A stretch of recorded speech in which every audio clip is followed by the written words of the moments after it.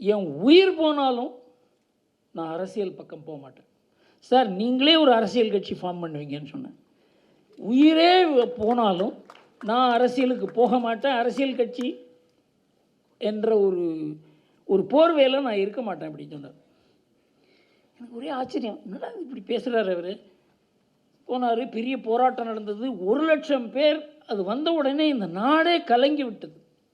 அவங்கள அரெஸ்ட் பண்ணி கொண்டு போன போது திகார் ஜெயிலுக்கு வெளியில் 1,50,000 பேர் இருந்தாங்க. இப்போ அவர் அரெஸ்ட் பண்ண போது எத்தனை பேர் போனாங்க?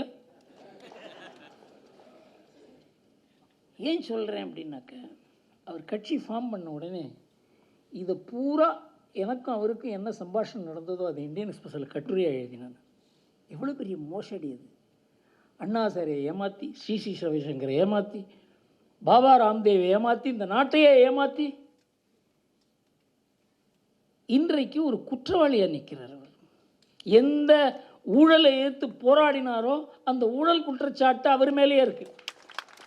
யார் யாரை இவர் சிறையில் தள்ளணும்னு சொன்னாலும் அவங்களோட சேர்ந்து மேடையில் அவங்கள கையை கோர்த்து கொண்டு மோடியை எதிர்க்கிறார் அவர். அந்த அளவுக்கு இந்த நாட்டில் அரசியல் மோசடி, மோடி எதிர்ப்பு அரசியலாக மாறி இருக்கிறது. நாம் புரிஞ்சுக்கணும்.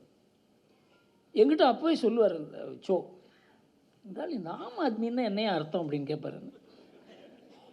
ஆம் ஆத்மின்னு சொல்கிறாங்களே அதுக்கு என்ன அர்த்தம் அப்படின்னு கேட்பார். அப்போ ஆம் ஆத்மின்னு தானே முதல்ல ஆரம்பித்தாங்க, அதே தான் கட்சியாக மாறிது. சொன்னார், இந்த ஆள் மோசடிக்காரனாக தானே பார்ப்பான், இந்த ஆள் மோசடிக்காரனாக இருப்பான்னு சொன்னார். ஷோவுக்கு வந்து ஒரு இன்ட்யூட்டிவ் ஜட்ஜ்மெண்ட் உண்டு. ஒரு ஆளை பார்த்து இவன் சரியில்லை அப்படின்னு சொன்னார்னா, விபி சிங், நான்லாம் விபி சிங்கை தோளில் தூக்கின்னு போன காலம் உண்டு. நான் அவருக்கும் விபி சிங்க்கும் இங்கே ஒரு கவர்மெண்ட் கெஸ்ட் ஹவுஸில் மீட்டிங் ஏற்பாடு பண்ணேன். 2 பேரும் 3 மணி நேரம் பேசிகிட்டு இருந்தாங்க.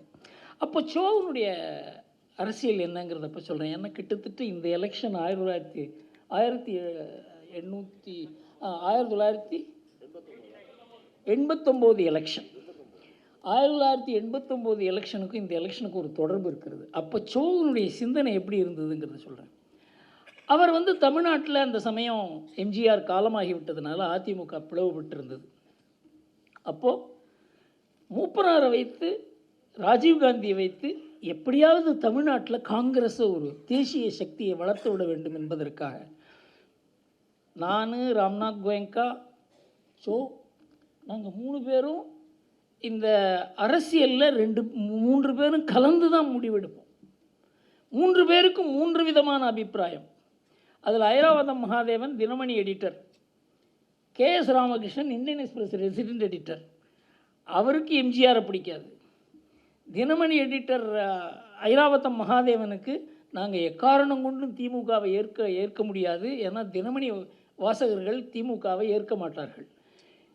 இந்த மாதிரி ஒரு 5 பேர் குழுவில் நாங்கள் ஒரு முடிவு எடுத்தாகணும். 1989 தமிழ்நாட்டில் இந்தியன் எக்ஸ்பிரஸ், தினமணி, துக்ளக் என்னென்ன ஸ்டாண்ட் எடுக்கணும்னு நாங்கள் எல்லோரும் சேர்ந்து முடிவு பண்ணுவோம் தேச நலனுக்காக. அப்போ சோ என்ன சொன்னார், என்னை இந்த 89 அசம்பிளி எலெக்ஷன் வரைக்கும் எனக்கு உரிமை கொடுத்துருங்க, நான் வந்து காங்கிரஸை ஆதரிக்க போகிறேன், நீங்கள் காங்கிரஸை எதிர்க்க போகிறீங்க. தமிழ்நாட்டில் நாங்கள் உட்காந்து முடிவு பண்ணுறோம், காங்கிரஸை இந்தியன் எக்ஸ்பிரஸ் எதிர்க்கும், காங்கிரஸை துக்ளக் சப்போர்ட் பண்ணும். நாங்கள் இதை ஏற்றுக்கொண்டோம். நாங்கள்லாம் நண்பர்கள், ஒருத்தருக்கு ஒருத்தர் உதவி கொண்டோம். ஆனால் இந்த தேசத்துக்கு எது நல்லது என்பதை நாங்கள் அகில இந்திய அளவில் பார்த்தோம். சோ சொன்னார், தமிழ்நாட்டுக்கு இது ஒரு பெரிய ஆப்பர்ச்சுனிட்டி. அதிமுக பிளந்திருக்கிறது, திமுக இன்றைக்கு பலவீனமாக இருக்கிறது. இந்த சமயத்தில் காங்கிரஸை முன்னிறுத்தி இந்த எந்த அளவுக்கு காங்கிரஸை வந்து சென்டர் ஆஃப் தமிழ்நாடு பாலிட்டிக்ஸாக ஆக்க முடியுமோ ஆக்க வேண்டிய கடமை நம்ம கடமைன்னு சொல்லி அதுக்கு முன்னின்றார். அவர் படாத கஷ்டம் கிடையாது, அதுக்கு நாங்கள் அதுக்கு உதவி பண்ணோம். அகில இந்திய அளவில் ராஜீவ்காந்தி எதிர்த்தால் கூட தமிழ்நாட்டில் எப்படியாவது காங்கிரஸை ஒரு தேசிய சக்தியை இந்த திராவிட இயக்கங்களுக்கு எதிராக முன்னிறுத்த வேண்டும் என்பதற்காக அந்த நிலைமை எப்படி மாறித்துன்னு சொன்னாக்க, திமுக 28% ஓட்டு வாங்கினாங்க. ஜெயலலிதா பிரிந்த அதிமுக அணி 21% ஓட்டு, 9% ஜானகி, 20% காங்கிரஸ் ஓட்டு வாங்கினாங்க. அது பூரா முயற்சி. 20% தமிழ்நாட்டில் தேசிய வாக்குகள். ஏன்னா தேசிய வாக்குகள் 1973 திண்டுக்கல் எலெக்ஷன்லேருந்து அதிமுக பக்கம் போய்விட்டது. காரணம் என்னவென்றால் அதிமுக தான் திமுகவை தோற்க முடியும் என்ற நம்பிக்கை ஜனங்களுக்கு வந்தது. அதுவும் காமராஜனுக்கு அப்புறம் காங்கிரஸ் மங்க தேசிய வாக்குகள்லாம் அதிமுகவுக்கு போச்சு. ஒரே காரணம், திமுகவை தோற்கடிக்கிறதுக்கு அதிமுகவால் தான் முடியும், எம்ஜிஆரால் தான் முடியுங்கிறது. இன்றைக்கு அதிமுகவினுடைய ஒரு முக்கியமான ஒரு பலம் இந்த திமுக எதிர்ப்பு ஓட்டுகள் தான்.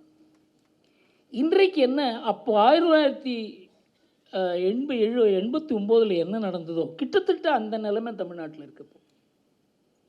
அதிமுக பிளந்ததுங்கிறத விட அதிமுக பலவீனமான ஒரு நிலைமையில் இருக்கிறதுல பாஜகவினுடைய வளர்ச்சி, அதே மாதிரி திமுகவினுடைய தேக்கம். இந்த 2 ஆண்டுகள் 3 ஆண்டுகளில் திமுக நிறைய தேங்கி இருக்கிறது. அதெல்லாம் நம்ம துக்ளக்கினுடைய நம்ம பத்திரிகையாளர்கள் போய் பார்த்ததில் ஒன்று மாத்திரம் நன்றாக புரிகிறது, நாம் புரிந்து கொள்ள வேண்டும் இது.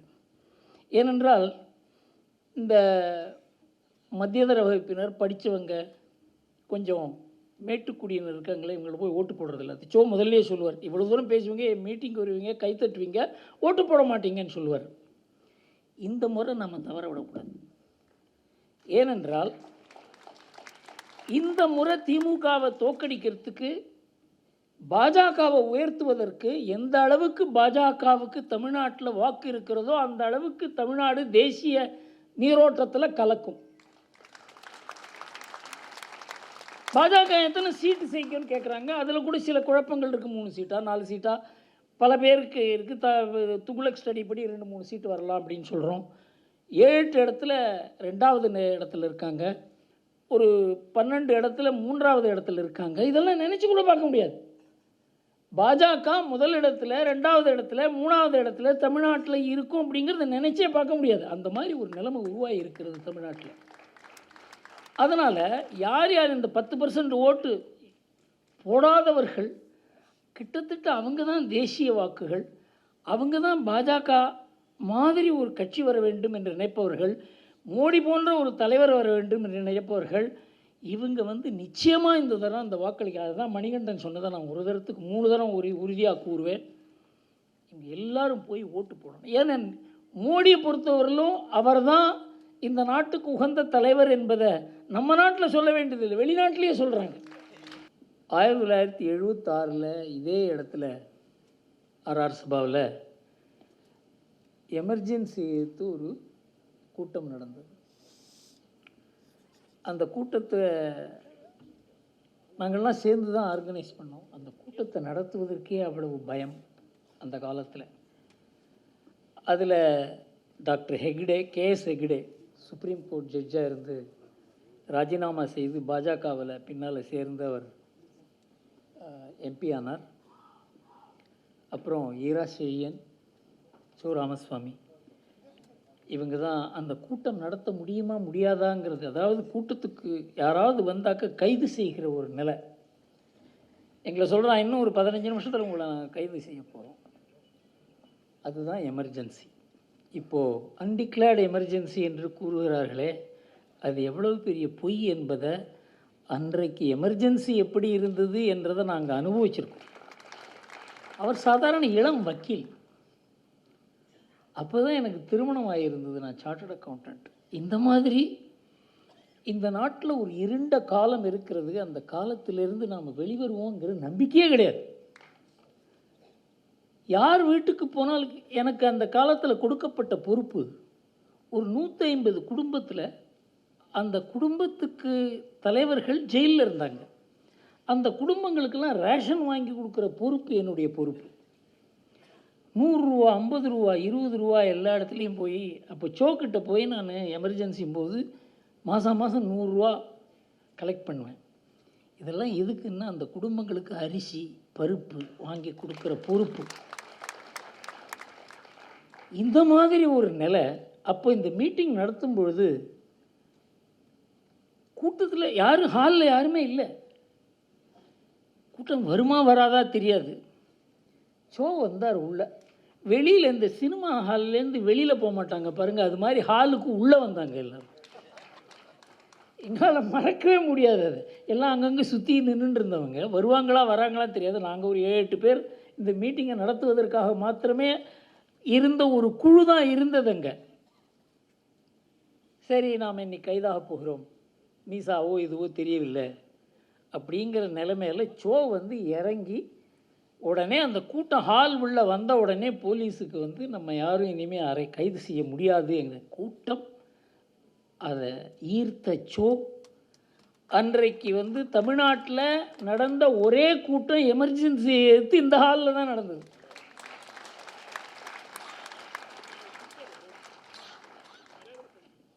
அன்றைக்கு இரவு உங்களுக்கு ஞாபகம் இருக்கா, கேஎஸ் ஹெக்டேயோட பேசிகிட்டு இருந்தோம். திடீர்னு லைட் ஆஃப் ஆகிடுது. எங்கே பார்த்தாலும் அந்த ஹோட்டலில் ஒரே இருட்டு. அப்போது அதாவது அதுக்கு முன்னால் ஒரு கேள்வி கேட்டோம், எங்கே பார்த்தாலும் இருட்டாக இருக்க, நம்பிக்கையே இல்லையே, ஜனங்களுக்கெல்லாம் இது வந்து நல்லது நடக்குதுன்னு நினைக்கிறாங்க, ட்ரெயின்லாம் சரியான டயத்தில் போகிறதுன்னு நினைக்கிறாங்க, ஸ்ட்ரைக்கெல்லாம் இல்லைன்னு நினைக்கிறாங்க, நாட்டில் அமைதி இருக்குதுன்னு நினைக்கிறாங்க, ஒழுக்கம் இருக்குதுன்னு நினைக்கிறாங்க. ஆனால் எந்த சுதந்திரமும் இல்லை, கோர்ட்டெல்லாம் பணிந்து விட்டது, பத்திரிக்கையெல்லாம் வாய் மூடி விட்டது. ஆனால் ஜனங்களுக்கு இன்னும் எமர்ஜென்சி பிடிச்சிருக்க மாதிரி தெரியுது, இதுலேருந்து வெளியில் வர முடியுமா அப்படின்னு ஒரு பெரிய பயம் இருக்கிறதுன்னு நாங்கள் சொன்னோம். அப்போது லைட் ஆஃப் ஆகிடுச்சு, ஒரே இருட்டு. அப்போ அந்த ஊதுவத்தி இந்த மெழுகுவத்தி ஏற்றி வச்சாங்க. அப்போ சொன்னாங்க, இந்த இருட்டுக்கு ஆன்சர் இந்த மெழுகுவத்தி, you keep the flame of freedom alive அப்படின்னு சொன்னார். இந்த மாதிரி ஒரு நம்பிக்கை இல்லாத ஒரு சூழ்நிலையில் இந்த நாட்டின் பேரில் இந்த நாடு இருண்டு விடாதுங்கிற அந்த ஒரு நம்பிக்கையை தவிர வேறு எதுவுமே இல்லாத ஒரு குழு போராடியதை, அதன் மூலமாக தான் நம்ம நாட்டில் மறுபடியும் சுதந்திரம் வந்தது. இந்திரா காந்தி கையிலேருந்து மறுபடியும் நமக்கு சுதந்திரம் கிடைத்ததற்கு காரணம் அந்த எமர்ஜென்சி எதிர்த்து போராடிய அரசு. இது உண்மை, இதை யாரும் மறுக்கவே முடியாது. இப்போ எமர்ஜென்சி இருக்கிறது. இப்போ வந்து அமலாக்கத்துறைனாலே நடுங்கிறது. இந்த அமலாக்கத்துறையை உருவாக்கியது யார்? இந்த பிஎம்எல்ஏ சட்டத்தை கொண்டு வந்தது யார்? இந்த பிஎம்எல்ஏ சட்டம் இவ்வளவு அவசியம். இது இல்லை என்றால் இந்த நாட்டில் இருக்க லஞ்ச ஊழல், இந்த லஞ்ச லாவண்யங்கள், நாட்டிலிருந்து வெளிநாட்டுக்கு பணம் போவது, இதையெல்லாம் தடுக்க முடியாது என்று அதற்கு விவாதம் செய்தது யார்? சுப்ரீம் கோர்ட்டில் இந்த கேஸை எடுத்து எல்லா கட்சியும் சேர்ந்து கேஸ் போட்டாங்க. இந்த பிஎம்எல்ஏ சட்டம் என்பது அரசியல் சாசனத்துக்கு விரோதமானது அப்படின்னு எல்லாரும் அதுக்கு வந்து ஆர்கியூ பண்ணது கபில் சிபல், அப்புறம் சிதம்பரம். சுப்ரீம் கோர்ட்டில் என்ன பண்ணாங்க, இந்த ஜட்ஜு, இந்த சுப்ரீம் கோர்ட் இதில் பார்லிமெண்ட்டில் இந்த சட்டம் எவ்வளவு அவசியம்ங்கிறதில் ஸ்லாக்கியமாக பேசினது யார் தெரியுமா? சிதம்பரம். நீங்கள் இதெல்லாம் பேசியிருக்கீங்களே மிஸ்டர் சிதம்பரம், இந்த சட்டம் வேண்டும் என்று பேசியதே நீங்கள் தானே, இந்த சட்டம் வேண்டாம் என்று கூறுகிறீர்களே ஏன் அப்படின்னு கேட்டபோது அவரால் பதில் சொல்ல முடியல. அந்த சுப்ரீம் கோர்ட் ஜட்ஜ்மெண்ட்டில் சிதம்பரம் இந்த சட்டம் வேண்டும் என்று எந்தெந்த தர்க்கத்தை வைத்தாரோ அந்த தர்க்கத்தை வைத்து தான் அந்த பிஎம்எல்ஏ சட்டம் செல்லும் தேவை என்று உச்சநீதிமன்றம் ஜட்ஜ்மெண்ட் கொடுத்தாங்க. இன்றைக்கு அமலாக்கத்துறை எப்படி இருக்க வேண்டும், எப்படி அது வந்து கருப்பு பணத்தை மாத்திரம் இல்லாத இந்த நாட்டினுடைய வங்கியில் இருக்க பணத்தை கொள்ளையடித்து வெளிநாட்டுக்கு கொண்டு போகிறவங்களெல்லாம் கைது செய்து 1,00,000 கோடி ரூபா சொத்தை பிடிச்சிருக்காங்க. 20,000 கோடி ரூபா அவங்கள்ட்ட இந்த பணத்தை ரெக்கவர் பண்ணி வங்கிக்கு கொடுத்துருக்காங்க. அவங்க கிட்டத்தட்ட ஒரு 5,000 கேஸ் ஃபைல் பண்ணியிருக்காங்க. அரசியல்வாதிகள் சம்பந்தப்பட்ட கேஸ் 50 கேஸ் கூட கிடையாது. 5,000 கேஸ். யார் யார் திருடனோ, யார் யார் மோசடி செய்தவனோ, யார் யார் இந்த நாட்டுக்கு துரோகம் பண்ணவனோ அவங்களெல்லாம் எதிர்த்து போட்ட கேஸ். அதெல்லாம் அந்த சட்டத்தின் கீழ் தான் போடப்பட்டது. ஆனால் இந்த அரசியல்வாதிகள் ஒரு 30-40 பேரில் கேஸ் போட்டதுனால இந்த நாடே இருண்டு விட்டது. இந்த நாட்டில் வந்து அன்டிக்ளேர்டு எமர்ஜென்சி இருக்கிறது என்று இவர்கள் கூறுகிறார்கள் என்றால் ஒரு இந்த அரசியல்வாதி ஒத்தங்கிட்டேருந்து பணம் பிடிச்சிருக்காங்க. 150 கோடி, 350 கோடி, 250 கோடி. எங்கேருந்து வந்தது இந்த பணமெல்லாம்? இந்த பணமெல்லாம் வந்து அவர்களெல்லாம் அந்த அமைச்சர்களை எல்லாம் மமதாவே டிஸ்மிஸ் பண்ணியிருக்காங்க. இப்போ கெஜ்ரிவால் கேஸ் எடுத்துப்போம். இந்த அண்ணா ஹசாரே இருக்கார், அவர் பாவம் ரொம்ப ரொம்ப சொல்வார். இப்போ இது ஏன் இந்த ஆள் போய் மாட்டின்றார் அவர்கிட்ட அப்படி? அதுக்கு ஒன்றுமே தெரியாது பாவம். அதுக்கு ஏதாவது ஃபோட்டோ கிட்ட வந்தாக்கா சந்தோஷமாக இருப்பார். அவர் ரொம்ப ஒரு சாதுவான மனுஷன். அவரை போய் தலையில் மிளகா அரைச்சி என்ன தெரியுமா, அவர் ஊருக்கு போய் ராலேகாவ் சித்தின்ற ஒரு இடத்துல ஒரு குடிசையில் இருக்க ஆசாமி அவர்கிட்ட போய் நீங்கள் ஒரு 25 நாள் நீங்கள் உண்ணாவிரதம் இருக்கணும், 30 நாள் உண்ணாவிரதம் இருக்கணும். உண்ணாவிரதம் இருக்க முடியுமா முடியாதாங்கிறதுக்கு நீங்கள் 1 மாதம் உண்ணாவிரதம் இருந்து ரிஹர்சல் பண்ணுங்கன்னு சொன்னார் சார். அந்த ரிஹர்சல் பண்ணி அதுக்கும் ஆசை பாருங்கள். இந்த வயசில் அவருக்கு இது லஞ்சத்தை எடுத்து ஊழலை எடுத்து போராட வேண்டும் என்கல அவருக்கு ஆசை இருந்திருக்கலாம். ஆனால் அதை உபயோகப்படுத்தியது எப்படி? 1 மாதம் பட்னி இருக்க வச்சு அதுக்கு அந்த ஸ்ட்ரென்த் இருக்கான்னு பார்த்துட்டு அதுக்கப்புறம் வந்து டெல்லியில் ஒரு பெரிய ஒரு பட்னி போராட்டம் நடந்தது, நீங்கள் பார்த்துருப்பீங்க. அதுக்கு 2 நாள் முன்னால் இந்த ஸ்ரீ ரவிசங்கர், இந்த பாபா ராம்தேவ் இவங்கெல்லாம் இதுக்கு பெரிய அளவுக்கு அந்த உண்ணாவிரத போராட்டத்துக்கு அதில் கிட்டத்தட்ட 1,00,000 பேர் வந்திருந்தாங்க. அந்த 1,00,000 பேருக்கு சாப்பாடு எல்லாம் கொடுத்ததெல்லாம் இவங்க தான். அப்போ ஸ்ரீ ரவிசங்கர் வந்து எனக்கு ஃபோன் பண்ணி, நீங்கள் வந்து அரவிந்த் கெஜ்ரிவால் உங்களை வந்து பார்ப்பார், அவருக்கு நீங்கள் ஒரு சில ஆலோசனைகள் கொடுக்கணும், அவர் மனதில் சில கேள்விகள் இருக்குதுன்னு சொன்னார். சரி வர சொல்லுங்க அப்படின்னு சொன்னேன். இவர் ஜெய்சுக்லால் ஹாத்தின்னு ஒரு மந்திரி இருந்தார். அவருடைய அண்ணா பேரன் தர்ஷக் ஹாத்தின்னு பேர். அவங்க 2 பேரும் வந்தாங்க. ஏன் அந்த தர்ஷக் ஹாத்திங்கிற பேரை சொல்கிறேன் அப்படின்னாக்கா, எனக்கு அந்த மீட்டிங்க்கு சாட்சி அவர் தான். இந்த கெஜ்ரிவால் வந்த உடனே இந்தியன் எக்ஸ்பிரஸ் கெஸ்ட் ஹவுஸில் தான் டெல்லியில் மீட் பண்ணோம். அப்போ கெஜ்ரிவால் சொன்னார், நீங்கள் வந்து ஸ்ரீ ரவிசங்கர் கிட்ட நான் போனேன், அந்த போஃபர்ஸ் ஊழலை 3 ஆண்டுகள் அதை உயிர்ப்பித்து வைத்து அந்த போஃபர்ஸ் ஊழல் அடிப்படையில் தான் ராஜீவ்காந்தியை நீங்கள்லாம் தோக்கடிச்சிங்க. அதே மாதிரி இந்த ஊழலை எப்படி 2011 இருக்கும் 2014 வரைக்கும் எப்படி இந்த ஊழலை அந்த பேச்சை தக்க வைத்து மக்கள் மனதில் இதை ஊற வைத்து எப்படி இந்த அடிப்படையில் இது ஒரு அரசியல் பிரச்சனை ஆக்குவது, 3 ஆண்டுகள் இதை எப்படி சஸ்டெயின் பண்ணுறது, அதை உங்கள்கிட்ட கேட்க சொன்னார். இதெல்லாம் உங்களுக்கு இந்த இந்தியன் எக்ஸ்பிரஸ் குழுமத்துக்கு அத்துப்படியானதுனால உங்களுக்கு தெரியும் அப்படிங்கிறதுனால நான் சொன்னேன். இதுக்கு ரொம்ப இந்தியன் எக்ஸ்பிரஸ் மாத்திரம் இதை செய்யலை, இந்த நாட்டினுடைய எதிர்க்கட்சிகள் எல்லாவற்றையுமே நாங்கள் இணைத்தோம். இந்தியன் எக்ஸ்பிரஸ் அதுக்கு முதுகெலும்பாக இருந்தது, அதற்கு எல்லா விதமான உதவி செய்தோம். இந்தியன் எக்ஸ்பிரஸே ஒரு அப்போசிஷன் பார்ட்டி மாதிரி இருந்ததை தவிர நாங்கள் வந்து இந்த அரசியலில் மாற்றம் கொண்டு வரத்துக்கு இந்தியன் எக்ஸ்பிரஸ் ஐடியா கொடுக்க முடியுமே தவிர மாற்றம் கொண்டு வருவது என்பது அரசியல் கட்சிகள் தான் செய்ய முடியும். அதனால் நீங்கள் எதிர்க்கட்சிகளை நீங்கள் இதில் இணைத்தால் தான் முடியும். அவங்களும் மோசடி தானே, அவங்களும் லஞ்சம் வாங்குறவங்க தானே.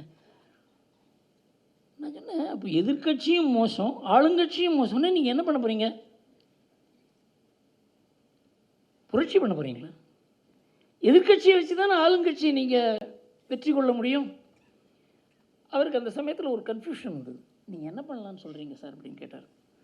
நான் சொன்னேன், நீங்கள் அண்ணா உண்ணாவிரத போராட்டத்தில் அமரும்பொழுது எல்லா எதிர்க்கட்சி தலைவர்களையும் அழைத்து அவங்களுக்கு மாலை போட சொல்லுங்கள், அவங்கள மேடையில் உட்கார சொல்லுங்கள். அதன் மூலமாக எல்லா எதிர்க்கட்சியும் இந்த போராட்டத்தில் இணைகிறது, எதிர்க்கட்சிக்கு இந்த போராட்டத்துக்கும் ஒற்றுமை இருக்கிறது.